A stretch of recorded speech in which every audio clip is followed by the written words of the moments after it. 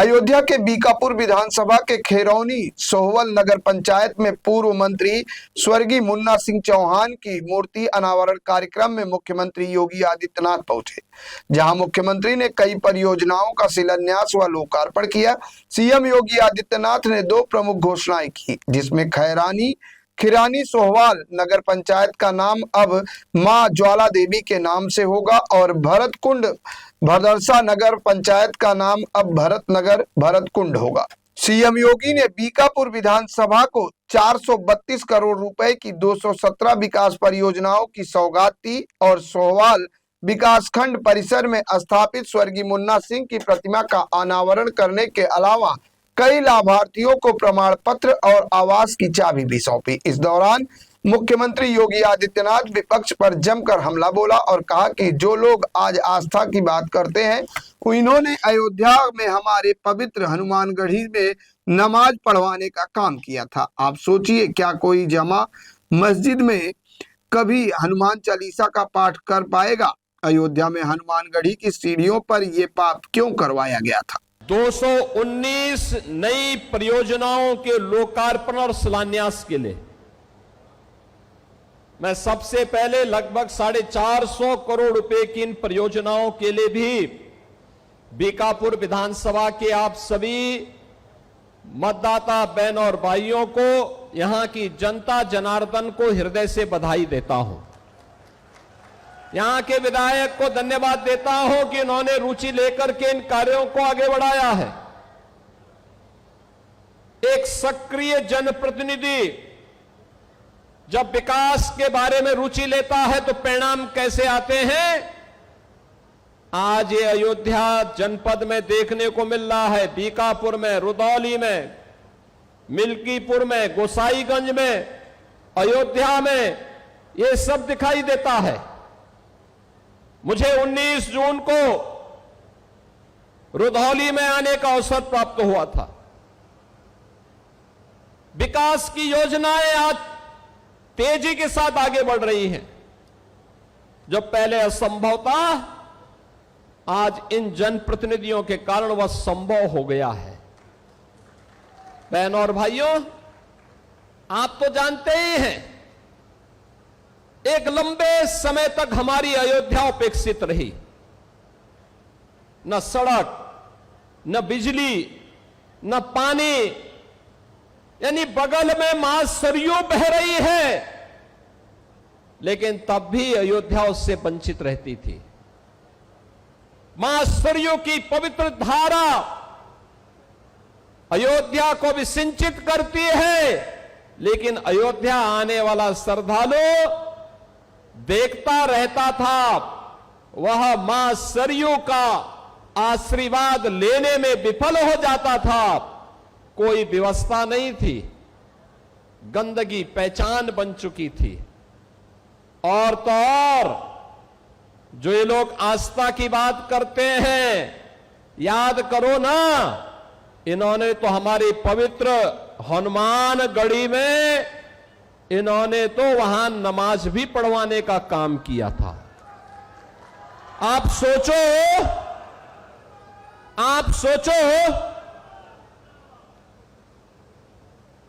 कल्पना करिए, क्या कोई जामा मस्जिद में कभी हनुमान चालीसा का पाठ कर पाएगा? क्या सरकारें करवा पाएंगी? क्या समाजवादी पार्टी और कांग्रेस करवा पाएगी? अगर नहीं करा पाएगी तो ये पाप क्यों करवाया गया था? अयोध्या में हनुमानगढ़ी की सीढ़ियों पर नमाज पढ़वाने का पाप क्यों करवाया गया था? कौन करवा रहा था ये? बहन और भाइयों, आज अयोध्या आप देखते होंगे, हमारी अयोध्या तीनों लोकों से न्यारी है। अब अयोध्या वैभवशाली है। वहां की गलियां अब चमक रही है, लाइट रहती है, और देश की चुनिंदा उन सिटी में से एक जो सोलर सिटी हो, प्रधानमंत्री मोदी जी का विजन। मोदी जी ने कहा कि सूर्य वंश की राजधानी है, तो सूर्य वंश की राजधानी भगवान सूर्य की रोशनी से ही रात्रि में भी जगमगाहट होनी चाहिए, और अयोध्या सोलर सिटी बन गई है। आप सोचो, नए घाट से लेकर के गुप्तार घाट तक घाटों की एक श्रृंखला, और गुप्तार घाट जो कभी उपेक्षित था, आज देखो ना, परिवार के साथ कभी घूमने के लिए जाइए, कितना सुंदर हो गया है, कितना सुंदर हो गया है।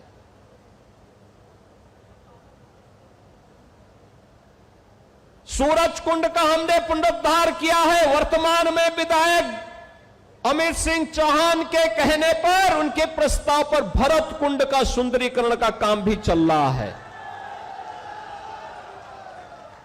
बहनों और भाइयों, मनसा साफ हो तो कार्य अपने आप होते हैं, नीति स्पष्ट हो तो नियंता अपने आप सपोर्ट करता है, सहयोग करता है। आज वह अयोध्या में दिखाई देता है। प्रभु श्री राम की कृपा और पवन सुत हनुमान जी की भी असीम आशीर्वाद जब प्राप्त होता है, तो अयोध्या के सारे काम अपने आप ही आगे बढ़ते हुए दिखाई देते हैं।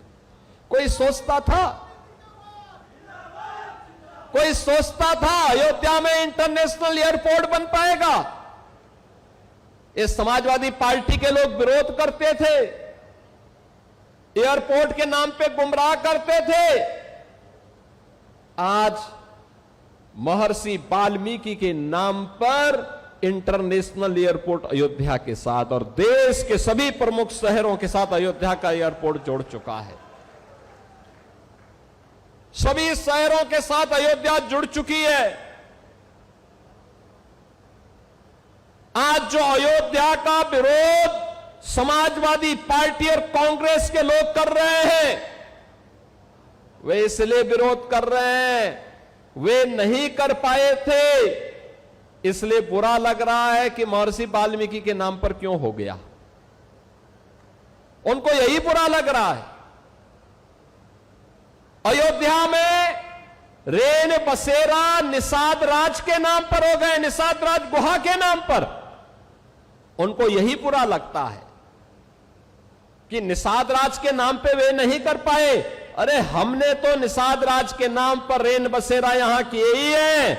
हमने श्रृंगवेरपुर में भगवान राम और निषाद राज के आपसी मिलन की भव्य प्रतिमा और स्मारक बना करके रखा हुआ है। जाके देखो तो कभी श्रृंगवेरपुर में, जिसको तुम कब्जा करवा रहे थे, वक्फ के नाम पर कब्जा करवा रहे थे, उस श्रृंगवेरपुर को डबल इंजन की भारतीय जनता पार्टी की सरकार ने आज सुंदरीकरण की नई मुहिम तक, नई ऊंचाई तक पहुंचाया है। बहनों और भाइयों, सबरी माता के नाम पर भोजनालय अयोध्या में। समरसता तो यह है जो डबल इंजन सरकार ने किया है, बिना भेदभाव के, अयोध्या में भी दिखाई देता है। राम जी की पेड़ी, वहीं पर सरयू जी का जल सड़ता रहता था, कभी साफ नहीं होता था। आज एक ओर से धारा आती है, दूसरी तरफ से निकल जाती है। ठीक वैसे ही जैसे हरिद्वार में हरि जी की पेड़ी है, ऐसे ही अयोध्या में राम जी की पेड़ी भी दिखाई देती है। ये डबल इंजन सरकार ने किया है। सरयू मैया की आरती रोज होती है, हजारों लोग उसमें भाग लेते हैं।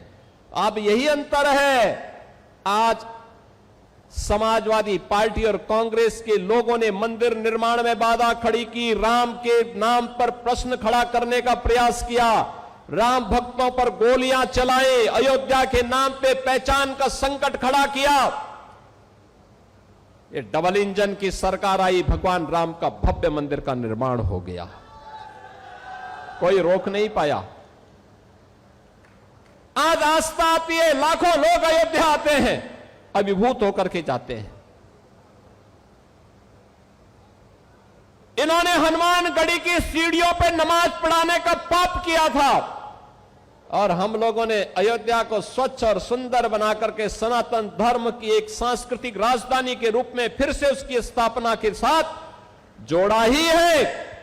जोड़ने के साथ आज अयोध्या को सरयू जी की आरती और राम जी की पेड़ी भी मिली है और नए घाट से लेकर के गुप्तार घाट तक घाटों की एक लंबी श्रृंखला भी अयोध्या धाम को देकर के अयोध्या को एक नई पहचान दिलाई है।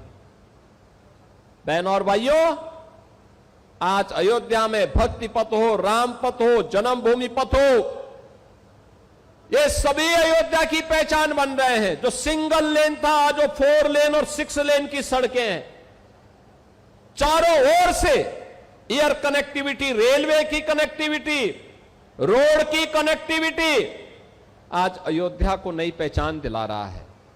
स्वाभाविक रूप से अयोध्या को पहचान मिलेगी तो बीकापुर को भी, रुधौली को भी, मिल्कीपुर को भी, गोसाईगंज को भी उसका लाभ प्राप्त होगा। सबको लाभ प्राप्त हो रहा है और वही कहने के लिए आज मैं आपके पास आया हूं, आपसे कहने के लिए कि बहनों और भाइयों, अयोध्या अब बदल चुकी है। प्रभु राम की कृपा है, उनकी मर्यादा है। उस मर्यादा के दायरे में रह करके ये सभी कार्यक्रम जिस मजबूती के साथ डबल इंजन सरकार ने बिना रुके, बिना झुके, बिना थके, बिना डिगे अनवरत कार्य किया,